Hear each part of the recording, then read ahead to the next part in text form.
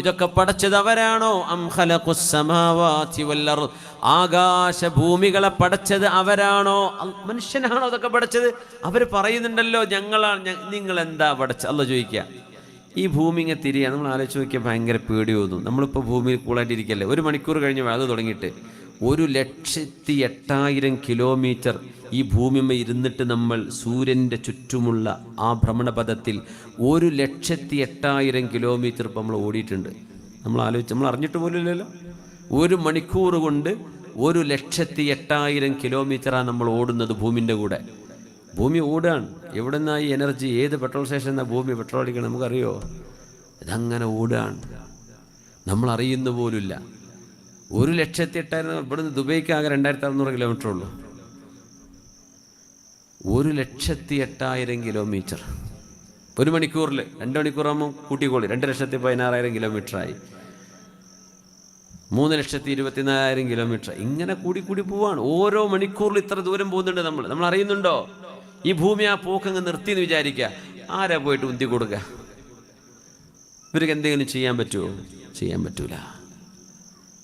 അല്ലാഹു തആല ചോദിക്കണില്ലേ, ഈ പ്രപഞ്ചത്തിലെങ്ങാനും ലൗ ജഅലല്ലാഹു ലകുമുൽ ലൈല സർമദൻ ഇലാ യൗമിൽ ഖിയാമ മൻ ഇലാഹുൻ ഗൈറുല്ലാഹ് യഅതീകും ബിളിയാ. കാലം മുഴുവനും ഇരുട്ട് തന്നെ. ഭൂമിയുടെ കറക്കത്തിൽ അല്ലാഹു റബ്ബുൽ ഇസ്സത്ത് ഒരു മാറ്റം വരുത്തി. നിങ്ങൾക്ക് പകല് സംഭവിക്കുന്നില്ലെങ്കിൽ അല്ലാഹു അല്ലാതെ ആരാണ് നിങ്ങൾക്ക് സൂര്യോദയം കൊണ്ടുതരാനുള്ളത്? കാലം മുഴുവൻ രാത്രി എന്ന് വിചാരിക്കുക. നമ്മുടെ ജനറേറ്ററും നമ്മുടെ എല്ലാ പവർ സപ്ലൈയും തീരൂലേ? എന്ത് ചെയ്യാൻ പറ്റും? അം ഖലഖുസ് സമാവാതി വൽ അർദ്, ഈ പ്രപഞ്ചങ്ങളെ പടച്ചത് മനുഷ്യനാണോ? ഒരിക്കലുമല്ല. നമ്മൾ വരുന്നതിൻ്റെ മുമ്പ് ഇവിടെ ഈ പ്രപഞ്ചമുണ്ട്. ഇനി നമ്മൾ പോയാലും ഈ പ്രപഞ്ചം, ഇപ്പോൾ ഇവിടെയുള്ള കുട്ടികളടക്കം ഒരു 100 കൊല്ലം കഴിഞ്ഞാൽ നമ്മളൊരൊറ്റ കുട്ടി ഭൂമിൻ്റെ മുകളിലുണ്ടാവില്ല. ഉറപ്പല്ലേ?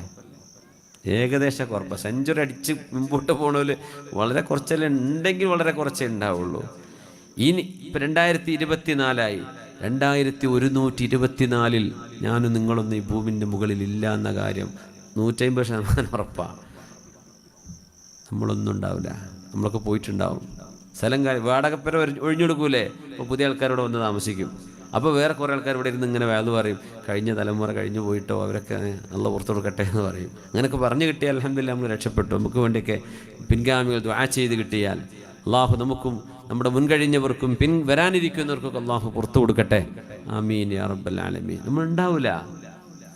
നമ്മൾ വരുന്നതിൻ്റെ മുമ്പ് ഈ ഭൂമിയുണ്ട്. ഇവിടെ ഡൈനോസറുകളുണ്ട് എന്നാണ് പറയുന്നത്. മനുഷ്യരെ പോലെ നിവർന്നു നടന്ന ജീവികൾ ഇവിടെ ഉണ്ടായിരിക്കാൻ സാധ്യതയുണ്ട്. ചില ഫോസിലുകൾ കണ്ടെത്തി എന്ന് പറയുന്നു. അല്ലാഹു അലം. പക്ഷേ നമ്മൾ വരുന്നതിൻ്റെ മുമ്പ് ഈ പ്രപഞ്ചമുണ്ടല്ലോ. പിന്നെ എങ്ങനെ ഇതിനെ നമ്മളാ പടച്ചതെന്ന് പറയാം? നമ്മളല്ല പടച്ചത്, സ്വയം ഉണ്ടായതുമല്ല. അപ്പൊ വേറെ ഒരൊറ്റ ഓപ്ഷനേ ബാക്കിയുള്ളൂ. അത് വേറെ ഒരാൾ പടച്ചതാണ്.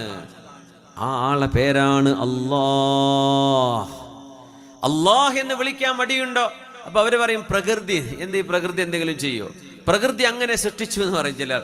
അല്ലാഹ് എന്ന് പറയാൻ, സ്രഷ്ടാവ്, ദൈവം, പടച്ചവൻ എന്ന് പറയാൻ അഹങ്കാരം കൊണ്ട് മടിയുള്ളവരാ അങ്ങനെ പറയുള്ളൂ. പ്രകൃതി സൃഷ്ടിച്ചു എന്ന് പറയാം. എന്തേ? പ്രകൃതി എന്ന് പറഞ്ഞൊരു സാധനം ഉണ്ടോ? അങ്ങനെ സംഭവം ഉണ്ടോ?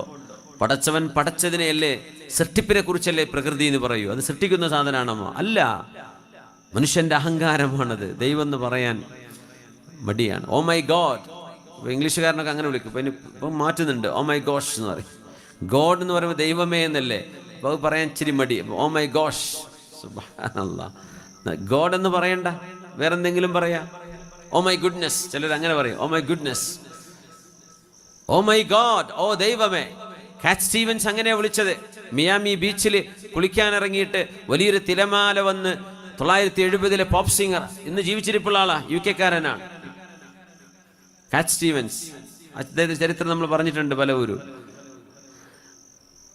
തിരമാല വന്നങ്ങ് പൊക്കിക്കൊണ്ടേതാ. അദ്ദേഹം കുളിക്കാൻ, ഒരു ഹോളിഡേയിൽ കുളിക്കാൻ വേണ്ടി ഇറങ്ങിയതാ മിയാമി ബീച്ചിൽ. അയാൾ ഉറപ്പിച്ചു മരിച്ചു. തിരമാല വന്നങ്ങ് പോയി, കരയിലേക്ക് തിരിച്ചു വരാൻ പറ്റുന്നില്ല. കിട്ടിയ ചാൻസിൽ ഒരൊറ്റ നിലവിളിയാണ്, oh my God, if you save me I will work for you. പടച്ചോനെ, അങ്ങനെ ഒരാൾ അവിടെ ഉണ്ടെങ്കിൽ. ഇവർ പറയാണ്, എനിക്കന്ന് വിശ്വാസമില്ലായിരുന്നു പടച്ചോനെ കുറിച്ച്. ചെത്തിപ്പൊളിച്ച് നടക്കുന്ന സമയം. പോപ്പ് സിംഗർ അല്ലേ, ഞാൻ പറഞ്ഞു, ദൈവമേ, അങ്ങനൊരു ദൈവം ഉണ്ടെങ്കിൽ, ഇഫ് യു സേവ് മീ, ഈ ഒരു കടലിന്റെ ഈ തുരുത്തിൽ നിന്ന് നീ എന്നെ രക്ഷിക്കുകയാണെങ്കിൽ, കരയിലേക്ക് തിരിച്ചു വരാൻ എന്നെ നീ സഹായിച്ചാൽ, I will work for you, ഞാൻ നിനക്ക് വേണ്ടി പണിയെടുക്കും. അദ്ദേഹം പറയാ, അത്ഭുതകരമായൊരു തിരമാല ഇങ്ങോട്ടങ്ങ് അടിച്ചു. ആ തിരമാലയുടെ ഫോഴ്സിൽ ഇയാൾ കരയിൽ ചെന്ന് അടിയുകയാണ്. ഇന്ന് ജീവിച്ചിരിപ്പുള്ള മനുഷ്യനാണ്. അദ്ദേഹത്തിന്റെ ഇന്റർവ്യൂ ഉണ്ട്, അദ്ദേഹത്തിന്റെ ഈ സംഭവം അദ്ദേഹം വിവരിക്കുന്നുണ്ട്. അതിൽ അദ്ദേഹം പറഞ്ഞു, ഞാൻ ദൈവത്തിന് കൊടുത്തൊരു വാക്കാണത്, ഞാൻ ഒരിക്കലും രക്ഷപ്പെടില്ല എന്ന് വിചാരിച്ചതാ, ഞാൻ രക്ഷപ്പെട്ടു, അതുകൊണ്ട് ഇനി ദൈവം ആരാണെന്ന് എനിക്ക് അറിയണം. അദ്ദേഹം ക്രിസ്ത്യാനിസം പഠിച്ചു, ജുഡായിസം പഠിച്ചു, ബുദ്ധിസം പഠിച്ചു, ഹിന്ദുയിസം പഠിച്ചു, ലോകത്തിന്റെ പ്രമുഖ മതവിശ്വാസങ്ങളൊക്കെ പഠിച്ചു, അവസാനം ഇസ്ലാമും പഠിച്ചു. ഇന്ന് അദ്ദേഹത്തിന്റെ പേര് യൂസുഫുൽ ഇസ്ലാം എന്നാണ്. അദ്ദേഹം ഇസ്ലാമിന്റെ ഒരു പ്രബോധകനാണ്. അവസാനം എത്തിച്ചേർന്നത് ദീനിന്റെ വെളിച്ചത്തിലേക്കാണ്. ചിലർക്ക് അങ്ങനെയാണ്. ഹിദായത്ത് ലഭിക്കുന്നത് പല വിധേനയാണ്. ഹുദൽ ലിന്നാസ് വബൈനാതിൻ മിനൽ ഹുദാ വൽ ഫുർഖാൻ. റസൂലുള്ളാഹി സ്വല്ലല്ലാഹു അലൈഹി വസല്ലം തങ്ങൾ 23 കൊല്ലം ദഅവത്ത് ചെയ്തു. 23 കൊല്ലത്തെ പ്രബോധനം. 23 വർഷമാണ് ദീനിന്റെ ദഅവത്തിന്റെ കാലം. 40-ാമത്തെ വയസ്സിൽ പ്രവാചകത്വം, 63-ാമത്തെ വയസ്സിൽ ഹബീബിന്റെ മരണം. ഇതിനിടയിലുള്ള 23 വർഷം. ആ 23 വർഷങ്ങളിൽ 22 കൊല്ലവും ഹബീബിന്റെ ശത്രുവായിരുന്ന ഒരാൾ 23-ാമത്തെ വർഷം, ഹബീബ് വഫാത്താകുന്ന വർഷം ഇസ്ലാം സ്വീകരിക്കുകയാണ്. അദ്ദേഹവും അദ്ദേഹത്തിന്റെ ഭാര്യയും. മക്കാ വിജയം നടക്കുമ്പോൾ മദീനയിൽ നിന്ന് 10,000 സ്വഹാബികളെയും കൊണ്ട് നബി തങ്ങൾ മദീനയിൽ നിന്ന് മക്കയിലേക്ക് മാർച്ച് ചെയ്തു വന്നു. കഅബാലയത്തിന്റെ തിരുമുറ്റത്തേക്ക് കടന്നു വരേണ്ട ദിവസം, അതിന്റെ തലേ രാത്രി മക്കയുടെ സബർബിൽ അവർ മുഴുവനും ക്യാമ്പ് ചെയ്തിരിക്കുകയാണ്. 10,000 വിളക്കുകൾ കത്തിക്കാൻ പറഞ്ഞു നബി തങ്ങൾ. 10,000 സ്വഹാബിമാർ ഓരോരുത്തരും അവരുടെ ടെന്റിന്റെ അടുത്ത് ഒരു വിളക്ക് കത്തിച്ചു. 10,000 ലൈറ്റ്. 10,000 ലൈറ്റ്. ആലോചിച്ച് നോക്കി, മരുഭൂമി നിറയെ വെളിച്ചം. ഇത് കണ്ട് പേടിച്ച് വിറങ്ങലിച്ച ഈ നേതാവ് അള്ളാഹുവിന്റെ റസൂലിന്റെ അരികത്തേക്ക് പോവുകയാണ്. അബ്ബാസ് റളിയല്ലാഹു അൻഹുവിന്റെ കൈപിടിച്ച്. മക്കയുടെ നേതാവാണ് ഇദ്ദേഹം. ഇനി ഒരിക്കലും മക്ക തിരിച്ചു കിട്ടില്ല, മക്ക നിബിധങ്ങൾ പിടിച്ചടക്കി എന്ന് അദ്ദേഹത്തിന് ഉറപ്പാണ്. നിബിധങ്ങളാണെങ്കിലോ മക്കയെ വെറുതെ പിടിച്ചടക്കാൻ വന്നതല്ല. നിരപരാധികളായ ബനൂ ഖുസാഅ ഗോത്രക്കാരെ, ഖുറൈശികളുടെ അലൈസ്, അവരുടെ കൂടെയുള്ള സഖ്യശക്തി ബനൂ ബക്കർ ഗോത്രക്കാർ, ഒരു പാതിരാക്ക് നിരുപാധികം ഒരു കുഴപ്പവും ഒരു പ്രശ്നവും ചെയ്യാതിരുന്ന ബനൂ ഖുസാഅ ഗോത്രക്കാരെ മുഴുവൻ വാളുകൊണ്ട് വെട്ടി നിരത്തിയിട്ട് കൂട്ടക്കൊല ചെയ്തപ്പോ അതിന് പ്രതികാരം ചെയ്യാൻ വേണ്ടിയാണ് നബി തങ്ങൾ വരുന്നത്. കരാർ പൊളിച്ചതിന്റെ പേരിൽ, നിരപരാധികളെ കൊന്നൊടുക്കിയതിന്റെ പേരിൽ മക്കക്കാരായ പ്രമാണിമാർ, ഹുദൈബിയ സന്ധിയിൽ ഒപ്പുവെച്ച ആളുകൾ, ഞങ്ങളുടെ കൂടെ നിൽക്കുന്ന ആളുകൾ അക്രമികളാണെങ്കിലും അല്ലെങ്കിലും ഞങ്ങൾ അവരെ സംരക്ഷിക്കുമെന്ന് ധിക്കാരം പറഞ്ഞപ്പോ അതിന് മറുപടി കാണിച്ചു കൊടുക്കാൻ വന്നതാ 10,000 സൈന്യം സ്വഹാബികളോടുകൂടെ വന്നത്. അബ്ബാസ് റളിയല്ലാഹു അൻഹുവിന്റെ കൈപിടിച്ച് ഈ മക്കയുടെ നേതാവ് ഹബീബിന്റെ ടെന്റിലേക്ക് കടന്നു വരികയാണ് സ്വല്ലല്ലാഹു അലൈഹി വസല്ലം. അവിടെ ഇരിക്കുന്നു ലോകത്തിന്റെ ഗുരു. കടന്നു വന്നത് മറ്റാരുമല്ല, അബൂ സുഫിയാൻ ഇബ്നു ഹർബ് റളിയല്ലാഹു അൻഹു. ഹബീബായ നബി തങ്ങളുടെ മുമ്പിൽ ഇങ്ങനെ ഇരിക്കുമ്പോ ഉമർ റളിയല്ലാഹു അൻഹു ചോദിച്ചു, അബൂ സുഫിയാനെ, നിങ്ങൾക്ക് ഇപ്പോഴും സമയമായിട്ടില്ലേ? ആരാണ് റസൂലുള്ളാഹി എന്ന് മനസ്സിലാക്കാൻ? കൊല്ലം കുറെ ആയില്ലേ? 10-22 കൊല്ലം കഴിഞ്ഞില്ലേ? ഹബീബായ നബി തങ്ങളുടെ മുഅ്ജിസുകൾ കാണുന്നില്ലേ? ഹബീബിന്റെ അത്ഭുതങ്ങൾ കാണുന്നില്ലേ? എന്നിട്ട് മനസ്സിലായില്ലയോ ഇവരാരാണ് എന്ന്? അലം യഅനി ലക യാ അബാ സുഫിയാൻ അൻ തഅരിഫ മൻ ഹാദാ, ഈ റസൂൽ ആരാണ് എന്ന് അബൂ സുഫിയാനെ നിങ്ങൾക്ക് ഇപ്പോഴും ബോധം വന്നിട്ടില്ലേ? അബൂ സുഫിയാൻ കൊടുത്ത മറുപടി എന്താണെന്നറിയോ? ഉണ്ട്, എനിക്കിപ്പോഴും കുറച്ച് സംശയം ബാക്കിയുണ്ട്, ഏറെക്കുറെയൊക്കെ ബോധ്യപ്പെട്ടിട്ടുണ്ട്. I still have some doubts. Umar റളിയല്ലാഹു അൻഹു പറഞ്ഞു, അബൂ സുഫിയാൻ, നിങ്ങളുടെ കഴുത്തുനിന്ന് തല അങ്ങ് പോയാൽ ആ സംശയം മുഴുവൻ തീരും കേട്ടോ എന്ന് പറഞ്ഞു. നബി ഞങ്ങൾ പറഞ്ഞു, ഉമറേ അങ്ങനെ പറയരുത്, ഉമറേ അങ്ങനെ പറയരുത്. നബിയെ ഈ തലയും കൊണ്ടുകൊടുന്നത് 22 കൊല്ലം കഴിഞ്ഞു, എന്നിട്ട് ഇപ്പോഴും പറയാം സംശയം ബാക്കിയുണ്ടെന്ന്.